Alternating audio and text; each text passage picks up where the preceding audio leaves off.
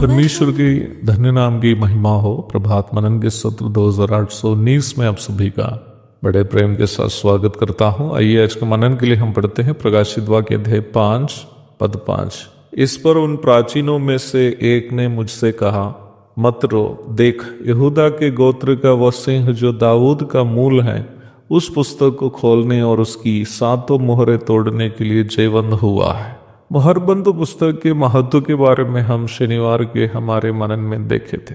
प्रकाशित वाक्य के अध्याय 6 और अध्याय 8 के प्रथम 5 पदों से हमें यह जानकारी मिलती है कि प्रत्येक मोहर जिससे पुस्तक को मोहर किए गए थे संसार पर होने वाला परमेश्वर के प्रकोप को सूचित करता है।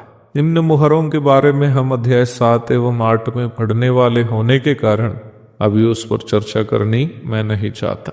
जब प्रेरित यूहन्ना ये देखकर कि मोहरबंद पुस्तक खोलने के लिए योग्य कोई नहीं है रोने लगा, प्राचीनों में से एक आकर यूहन्ना को सांत्वना देते हुए इस प्रकार कहता है, मत रो, देख यहूदा के गोत्र का वो सिंह जो दाऊद का मूल है उस पुस्तक को खोलने और उसकी 7 मोहरें तोड़ने के लिए जयवंत हुआ है। यहूदा गोत्र का सिंह और दाऊद का मूल, ये दोनों प्रयोग हमारे प्रभु यीशु मसीह को सूचित करने वाले 2 प्रयोग हैं। यशायाह अध्याय 11 की 1 और 10, मत्ती अध्याय 2 1 से 6 तक, रोमियो की पत्री अध्याय 15 की 11 और 12, प्रकाशित वाक्य 22 की 16 आदि पदों को पढ़िएगा।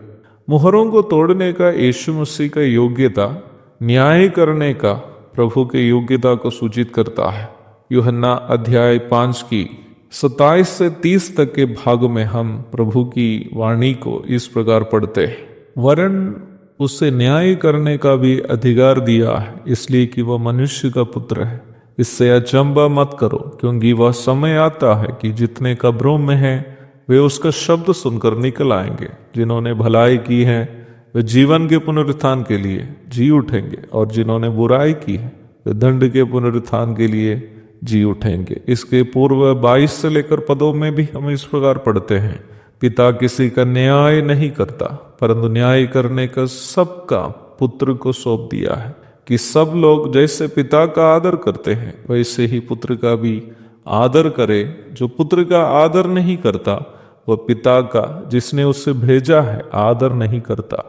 कलीसिया को प्रतिफल बांटने वाला मसीह का न्यायासन में हो, जातियों का न्याय करने वाला महिमा के सिंहासन में हो, या फिर श्वेत सिंहासन में हो जहां पापियों का न्याय होगा, अंतिम न्याय, इन सभी सिंहासनों पर न्यायाधीश हमारे प्रभु यीशु मसीह ही है।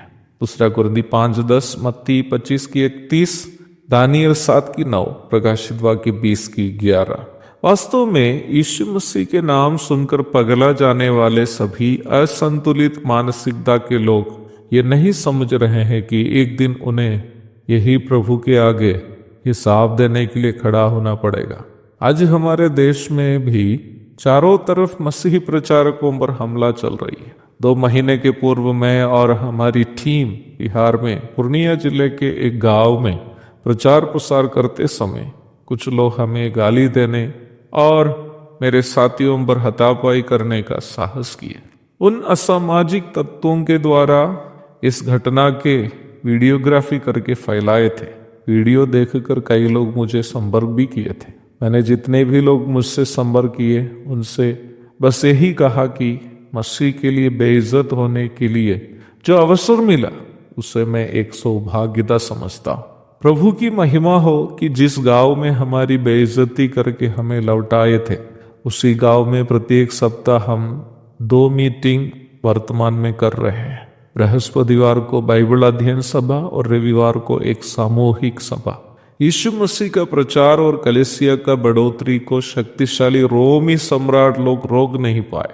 बाइबल का पठन पाठन कानूनन अपराध घोषित किए हुए कम्युनिस्ट सोवियत यूनियन आज दुनिया में नहीं है, केवल इतिहास के पन्नों में ही है। 30 वर्ष तक मसीह प्रचार प्रसार एवं मसीह की आराधना कानून से बंद किए हुए रोमेनिया में आज सर्वाधिक आबादी मसीह विश्वासी की है। ईरान में कलीसिया तीव्र रफ्तार में बढ़ रही है। कहा जाता है कि अगले 10 वर्षों में कम्युनिस्ट चाइना दुनिया में सबसे अधिक मसीही लोग रहने वाला देश बनेगा। इन बड़े बड़े ताकतों से मसीह विश्वास को खत्म नहीं कर पाए, फिर इन अनपढ़ गवारों से क्या होने वाला है।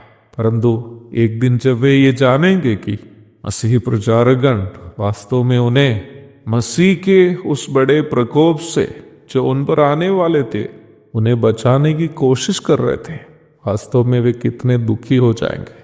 महासंकट काल जो यथाशीघ्र वर्तमान संसार पर आने वाला है, पापी संसार पर मसीह के प्रकोप का प्रथम चरण होगा। आने वाला उस बड़ा प्रकोप की बातें उस मुहरबंद पुस्तक में थी। प्रभु की इच्छा हुई इसी विषय का अध्ययन जारी रहेगा। प्रभु आप सबको आशीष दे, आमीन।